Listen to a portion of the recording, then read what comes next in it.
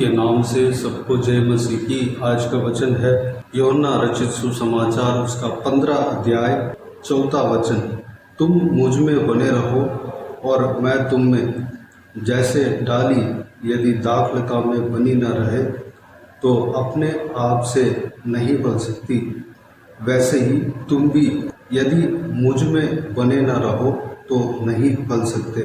प्रियो, यहाँ पर प्रभु यीशु और उनके लोगों के, उनके चेलों के रिश्ते के बारे में प्रभु यीशु यहाँ पे कहता है। प्रभु यीशु दाखलता है और उनके चेले यानी कि उनके ऊपर विश्वास करने वाले उस दाखलता की ढाली है। अगर एक डाली दाखलता से यानी कि एक पेड़ से जुड़े नहीं रहता तो वह अपने आप से फल नहीं दे सकता, क्योंकि उसको पालन पोषण नहीं मिलता। उसको अगर एक डाली को पालन पोषण मिलना है तो एक पेड़ से जुड़े रहना है। वह पेड़ अपने जड़ से, एक पेड़ ही उस डाली को जो फलने के लिए जो शक्ति उसे चाहिए वह देता है, पानी देता है, भोजन देता है, और जो कुछ भी शक्ति चाहिए, एनर्जी चाहिए, वो डाली को बांटता है, देता है। उस शक्ति के द्वारा डाली फल देता है, हरे भरे होता है। ठीक उसी तरह हम प्रभु यीशु से जब जुड़े रहते हैं तभी हम फल दे पाएंगे, हमारा जीवन हरे भरे होंगे। फल यानी कि यह क्या होता है?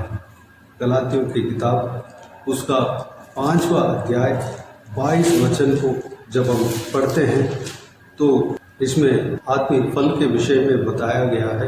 पर आत्मा का फल प्रेम, आनंद, शांति, धीरज, कृपा, भलाई, विश्वास, नम्रता और संयम है। ये सारे जो यहाँ पर 9 फलें दिए गए हैं, ये 9 फल हमारा जीवन में अगर दिखना है, हम ये फल को अगर देना है तो हमें प्रभु यीशु से जुड़े रहना है। अगर हम प्रेम से रहना है तो हम प्रभु यीशु से जुड़े रहना है, आनंद से रहना है, शांति से रहना है, धीरज से रहना है, कृपा से रहना है। कृपा हमारे अंदर अगर होना है, भलाई अगर हम करना है, विश्वास अगर हम करना है, नम्रता के साथ अगर हम रहना है और संयम के साथ अगर हम रहना है, हम जब प्रभु यीशु से जब जुड़े रहेंगे तभी ये सारा काम हो पाएगा, तभी ये सारा फल हम दे पाएंगे। हम प्रभु यीशु मसीह से जुड़े रहने से हम ये सारा गुण पाते हैं, पवित्र आत्मा का ये सारा फल हम पाते हैं। हम दूसरों से प्रेम कर पाएंगे, हम प्रेम से रह पाएंगे। इसके विपरीत, इसके विरोध में जो कार्य है हमारा जीवन से दूर हो जाएगा। इसका विरोध का कार्य क्या क्या है? गलातियों की किताब उसका 5 अध्याय 19-20 में दिया गया है। मैं उसको पढ़ना चाहूँगा। शरीर के काम तो प्रकट है, अर्थात व्यभिचार, गंदे काम, लुचपन, मूर्ति पूजा, टोना, बैर, झगड़ा, ईर्ष्या, क्रोध, विरोध, फूट, विदर्भ, डा, मतवालापन, लीला क्रीड़ा, ये सारे काम अगर हमारे अंदर हो तो हम आत्मिक फल नहीं दे सकते। ये सारा आत्मिक फल के विपरीत काम है, परमेश्वर के खिलाफ जो काम है वो सब है। हमें परमेश्वर का बाता हुआ काम हमें करना चाहिए। उसके लिए हमें प्रभु यीशु मसीह से जुड़े रहना चाहिए। हम प्रभु यीशु का वचन के अनुसार, आज्ञाओं के अनुसार अगर चलना है तो प्रभु यीशु से हमें जुड़े रहना चाहिए। प्रभु यीशु कहता है, मेरे साथ अगर नहीं जुड़ते हैं तो आप फल नहीं दे पाएंगे। अगर मेरे साथ जुड़े रहेंगे तो आप फल दे पाएंगे। हमें प्रभु यीशु मसीह के साथ जुड़े रहना है। कैसे जुड़ें? प्रभु यीशु मसीह से कैसे जुड़कर हम रहें? हमें प्रभु यीशु के रिश्ते में बने रहना है। प्रभु यीशु अपने चेलों को इस प्रकार पुकारता है कि मित्र करके बुलाता है। प्रभु यीशु अपने चेलों को मित्र करके बुलाया। हम प्रभु यीशु को कैसे भी मान सकते हैं, हमारा पिता भी मान सकते हैं, हमारा मित्र भी मान सकते हैं, हमारा माँ भी मान सकते हैं, कैसे भी मान सकते हैं, लेकिन वह हमारा सृष्टिकर्ता है, हमारा पिता है। मेरे प्रियो, प्रभु यीशु से जुड़े रहना है। हर रोज़ जब हम सुबह उठकर हम उनसे प्रार्थना करते हैं, उनसे बात करते हैं, उनको महिमा देते हैं, उनका वचन को पढ़ते हैं, उनके वचन के अनुसार चलने के लिए अपना जीवन को समर्पण करते हैं और उनके बातों को सुनते हैं और उनके कलीसिया में जाते हैं, उनके कामों में हमारा हाथ को बांटते हैं, उनके चेलों के साथ जुड़े रहते हैं, उनके लोगों के साथ जब हम जुड़े रहते हैं, वह जो कुछ भी कहते हैं वैसे हम करने लगते हैं, उनके पीछे चलते हैं, उनके रिश्ते में हमेशा बने रहते हैं, तब यही उनके साथ जुड़े रहना है। प्रभु यीशु जो कहता है उसके अनुसार करना। हम प्रभु यीशु से हमारा मन के बात को शेयर करना, यह एक अटुष्टता में बने रहना कह सकते हैं। अगर हम सोचें एक मित्र से एक रिश्ते में कैसे बने रह पाएंगे, अब बार बार जब हम बात करते हैं, हम अपने कुछ चीज़ को शेयर करते हैं या उनके बात को हम सुनते हैं और हम बार बार मिला करते हैं, तब हमारा जो मित्रता जो ज़्यादा होगा, रिश्ता बढ़ेगा। ठीक उसी तरह अगर नहीं मिलेंगे, नहीं बात करेंगे, तो रिश्ता मजबूत कैसे होगा। हमें प्रभु यीशु से अगर रिश्ता रखना है, उनके साथ जुड़े रहना है, तो हमें हमेशा उनके साथ रहना है। प्रभु यीशु कहता है, मेरे पीछे चलो, क्रूस उठाकर मेरे पीछे चलो। प्रभु यीशु जो क्रूस देता है, जो आत्मिक जीवन में जो क्रूस उठाना पड़ता है, जो सकरा मार्ग है, उस पर जब हम चलते हैं, प्रभु यीशु के कहा हुआ मार्ग पर जब हम चलते हैं, तब हम प्रभु यीशु के रिश्ते में बने रहते हैं। वह मार्ग अनंत जीवन तक हमें ले जाता है। मेरे प्रियो, इस बात पर हमें गौर करना है। हम प्रभु यीशु के रिश्ते में हमेशा बने रहना है, तब हम फल दे पाएंगे। तो आइए इस बात के लिए अपने आप को परमेश्वर के हाथों में समर्पित करें। आज से हम प्रभु यीशु के रिश्ते में हम बने रहने के लिए, आत्मिक फल हम देने के लिए और प्रभु यीशु के लोगों के साथ, उनके कलीसिया के साथ संगति रखने के लिए, प्रभु यीशु के चेलों के साथ संगति रखने के लिए अपने आप को परमेश्वर के हाथों में समर्पित करें। प्रभु यीशु के पीछे चलने के लिए प्रभु यीशु मसीह के हाथों में अपने आप को समर्पित करें। आइए हम प्रार्थना में जाएं। स्वर्गीय पिता, दयालु परमेश्वर, आपको धन्यवाद देता हूँ आज के इस बहुमूल्य वचन के लिए। आपको धन्यवाद देता हूँ परमेश्वर, बीते हुए दिनों में हमें संभाला, बचाया, सुरक्षित रखा। आपको धन्यवाद देता हूँ ये नए हफ्ते में प्रवेश होने के लिए अनुग्रह दिया आपने, मैं आपको धन्यवाद देता हूँ परमेश्वर। हमारा आयु को बढ़ाया, आपको धन्यवाद देता हूँ। आज के इस बहुमूल्य वचनों में परमेश्वर, बहुमूल्य वचनों के द्वारा हमें सिखाया परमेश्वर, जो कुछ भी हमने सीखा उस बात के लिए आपको धन्यवाद देता हूँ परमेश्वर। एक दाखलता की डाली, उस दाखलता से अगर जुड़े नहीं रहता तो वह फल नहीं दे पाता परमेश्वर, क्योंकि परमेश्वर उसको भोजन नहीं मिल पाता, उनको वह जो एनर्जी नहीं मिल पाता परमेश्वर।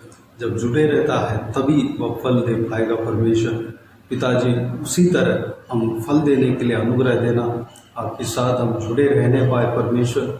हमेशा पिताजी आपके रिश्ते में हम जुड़े रहने पाए, सुबह उठकर आपसे प्रार्थना करने पाए, आपका वचन पढ़ने पाए, आपका वचन को मनन करने पाए, आप जो कहते हैं वैसे हम करने पाए पिताजी। हालेलुया, आपके कलीसिया में, आपके संगति में परमेश्वर हम बने रहने पाए, आपके लोगों के संगति में बने रहने पाए पिता।